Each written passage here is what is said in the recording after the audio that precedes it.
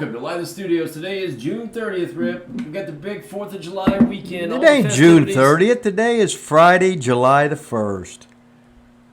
Oh, is it really? It's Friday, July the 1st. Oh, I said June. Friday, July the 1st. I said June 30th, didn't I, on the other show? Hell, I can't remember. That was a while ago. Wow. Today is July 1st. That's right. How about that, man? I'll tell you what, when you don't have like a job and stuff, you don't really know what you're day just it busy. is. You don't know what the date is. No, you're just busy being over like that. Posing. You got your flip flops on. You got your hat on backwards. You got the fit. Got the sunglasses on. Yeah, you for got no reason. You got the freshly half-assed gimmick dyed shaved beard, and then you got the tape on your neck so that you don't see. We are doing 5 photos from Rip's 5 phone, photos, and this will be out on Tuesday, whatever that is, July 5th. I guess it doesn't matter. Was They're that going to be the sitting there 4th? watching it. Is that I think the the 4th? 4th is Monday. Really doesn't matter. Wait a minute, it's 1. Let's see. Out. Saturdays 8. 2, Sundays 3, Mondays 4. So 5 photos. We're actually just going to do it on this camera right here, Rip, because I put the pictures up most of the time, and I don't feel like messing with that camera on this show here. So 5 photos from Rip Rogers' cell phone. You didn't Take it away, Ripper. You didn't give me a chance to pee or anything. I asked you. I said, "Do you need to do anything?" And what? My butt hurts from that. My butt hurts from the pillow you gave me. I said, "You need to go." You didn't say do anything, and your response was, "Do I need to talk on this?" Well, yeah, you got to talk on it. Oh, okay. And then anyway, okay. So we got 5 photos today. Uno, dos, tres, cuatro, cinco, deux, trois, eins, zwei, or in hillbilly, 1, 2, 3, 4, and 5. You're pretty good at the hillbilly. So yeah, I'd say it's your most. Natural. What's dinging? The camera quit working, so I said we're using that one right there. Well, I don't know what that one is anyway. Yeah, you don't know much about anything. Picture number 1. There you go. We got the picture of the world's greatest photographer, Scott Romer, the man, the myth, the legend, the man that's done all the stuff from Japan. He had the NWA and WWF. He was the only photographer that was doing them both. He's over. He's the man with the hammer. Used to be married to Dick the Bruiser's daughter, and he would date a former governor's daughter too. Oh, really? So Romer is over.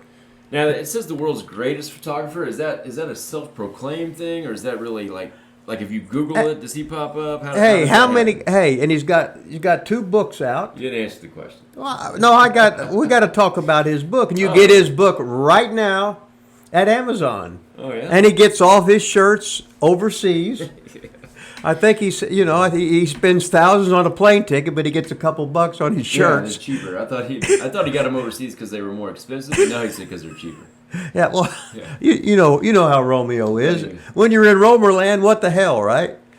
And picture. Wait a minute. Oh, sorry. And he's the guy that when you go to McDonald's, he wants fresh fries, and sometimes he'd bite his fingers eating fries, and the blood would be coming out. But that's why he's the legend. Well, he wants fresh fries. He wants fresh fries. Half of them didn't say they're cold. So picture number 1. Go back and get new ones. Remember, the world's greatest wrestling, boxing photographer, the self-proclaimed, the inimitable Scott Romer. That's picture number 1. Coming up to picture number 2. That's me wrestling Savio Vega, who was TNT in Puerto Rico, or Tay in the Tay. We did an hour draw that night. I remember that. So he got off his ass, and then he was ready puking at the end. But what the hell, right? That was pre-WWF for him, right, or no? Yeah. Yeah, I was before WWF. And when he started, he was one of the security guards that used to protect all the wrestlers. When you would go to the ring, people would be throwing beer at you. They'd be pissing in cups, throwing at you, shitting in cups, throwing at you, be throwing batteries at you. They'd sell bags of rocks outside to throw at you.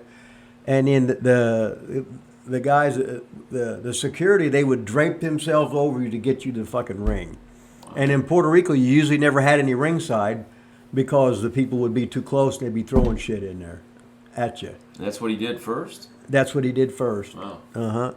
But he was a real karate guy.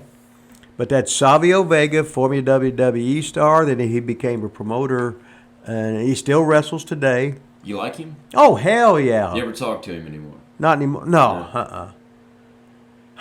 I memories. always ask you, did you like him? Yeah. I should ask you, like, did they like you? Did anybody? I don't think there anybody that I didn't really like, and I don't think anybody. Well, I know there's a couple people, but Well, fuck them, I guess there's a number one of saying that. So you were always a little, I don't know, different, so to speak. anybody in the wrestling business is missing a card.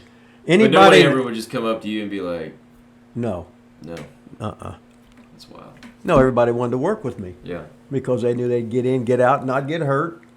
And I knew what they could do. I wouldn't make them look stupid. I'm not worried about getting my goddamn shit in. You know what? I forgot to plug my microphone in. So that means we got to start over? Or? No. Oh, Just okay. That was picture number 2. keep Now, talking picture over number my 3. microphone. It's not even Picture plugged in. number 3. The world's most dangerous wrestler, Dick the Bruiser. A man born in November 10th, 1929. I started with him. He was the legend in Indiana.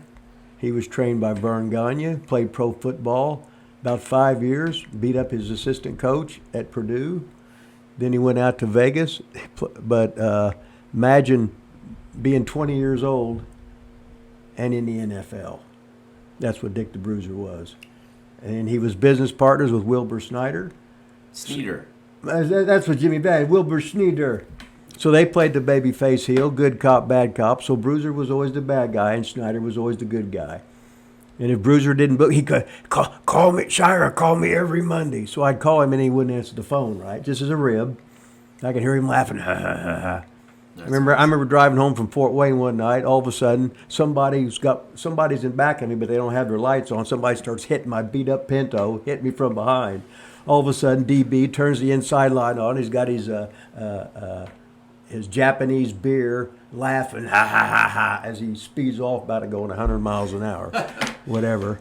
And he'd always be sitting and he says, hey, I'm paying tonight. I said, well, I ain't waiting on your ass. He'd be wanting to sit on the toilet with his goddamn jock strap on. You have to come down in here and he'd pay you. But if I said, no, I'm going out, he said, I'm going to short you some. He'd take $10, $15, sometimes $20. I said, I don't give a shit. I'm here to learn. I ain't in this for the goddamn money. Oh, I said that. Well, I guess that's one. Yeah, that's all right. One, Different but show. okay. It's a different show. But Bruiser was awesome. Bruiser was a goddamn badass, and he survived in his wrestling business for years and years and years. And the main thing is that Scott Romer was his son-in-law. Oh, we're doing a family. Yeah. 5 photos today. That's Yeah. pretty cool. Okay. So photo number 3. I don't have my microphone plugged in. Photo number 3. This is 1977. This is number 4, Rip. 4. Okay. I'm in Bedford, Indiana, with handsome Jimmy Valiant. Man, look at that. That's awesome. Yeah, JV and me with my Valhalla shirt, health club.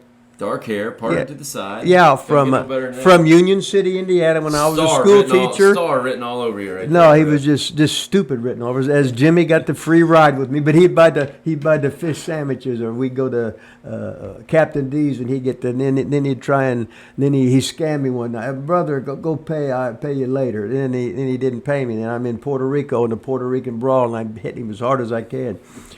He goes, but Marcus, what's the matter? I said, hey, from 1977 when you scammed me out of that $8 from Captain. Don't wonder, I pay you. He paid me, you know. You could have $11 now if you. I know. If I would have that. kept that, the 8 and the 3. But anyway, that was 1907, Bedford, Indiana. Handsome Jimmy Valiant and a young Rip Rogers when I was just Mark Shira. That is awesome. Don't get any better than that. No. And the last picture, picture number 5, picture number 5, du trois, eins, zwei, picture number 5, or picture number 5 has got dual personalities, dual people in there too. On the right, we got Fonzie. Bill Alfonso. Like Fonzie, like from Welcome Back or Happy Days. No, it's Fonzie. It's Bill Alfonso. Oh. So he was Fonzie then. Oh, gotcha. But this is 1985, and he was a referee. And then he worked ECW for Paul Heyman yeah, there. that's And right. then on the left he was the ring announcer. This is Bruce Tharpe, who's a famous lawyer now, and he used to be president of the NWA, but he was cutting his teeth there, and he was an announcer and a referee down in Tampa in 1985 when I was there. So we got all the 5 pictures Hold on, in. what was Fonzie in ECW? Was he a Bill Alfonso. I don't know, a referee or promoter? No, he was or a manager. He was a manager. wasn't he? Yeah. And Fonzie was the sharpest guy. He could start to give you, I'd start to give him a finish, and he could like repeat it before he even gave it to you because he understood the business. He was really good. And he was a little guy, which made all the wrestlers look real big. Was And he, David Sierra is his brother. I was going to ask you, do you have family in? Yes, David Sierra was his brother. I don't know him, no. Well, he was down. He worked in Portland. He worked in Tampa a long time, under the hood usually. But Bill Alfonso and Bruce Starp, so that's 5 pictures. 5. And I don't have my glove on today. Oh, wow. My fingers is half. Well, quit picking at it. Well, it's not picking at it, but it's got Well, scar kinda. tissue in Kinda there. picking at it. Whatever. Well, you know, what the hell, right? Okay, 5 pictures is done. Close this out, Rip. My microphone's unplugged. Okay, you've had it. 5 photos. What the hell? I closed it. Son of a bitch. This thing on?